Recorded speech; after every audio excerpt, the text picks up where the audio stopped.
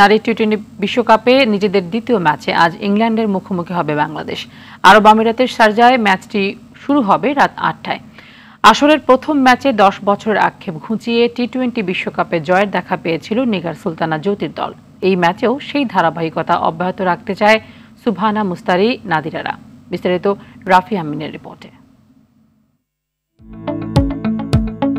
ঘরের মাঠে বিশ্বকাপ খেলার সুযোগটা হাতছাড়া হলেও প্রথম ম্যাচের পর হয়তো আক্ষেপটা কিছুটা কমেছে বাংলাদেশ নারী দলের। দীর্ঘ ১০ বছরের জয়ের ক্ষুধা মিটিয়ে স্কটল্যান্ডকে হারিয়েছে ১৬ রানে।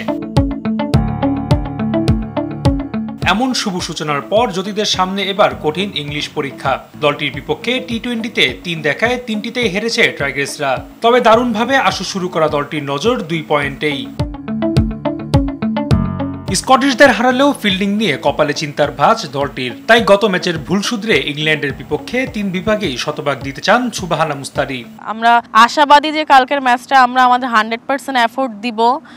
যেখানে যেখানে ভালো করার সেটা ব্যাটিং ইউনিট, বোলিং ইউনিট আর ফিল্ডিংয়ে আমরা আমাদের 100% ট্রাই করব। এদিকে শারজার উইকেটে স্পিনারদের আধিপত্যটাই দেখা যায় বেশি, যেখানে আসরের প্রথম দিনে ২ ম্যাচের ৩৩ উইকেটের ২২টি যায় স্পিনারদের পকেটে।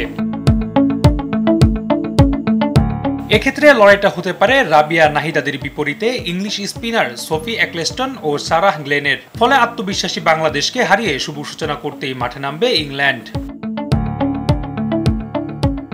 তবে শক্তিশালী দলটিকে কোন রকম ছাড় দিতে নারাজ গত ম্যাচে ম্যান অফ দ্য ম্যাচ হওয়া ঋতুমণি। আমাদের দিক থেকে কোনো দিক থেকে ছাড় দেব না। আমরা আশা করছি আমরা যদি একটা টার্গেটে দিতে পারি উইনটা আমাদের কাছেই আসবে।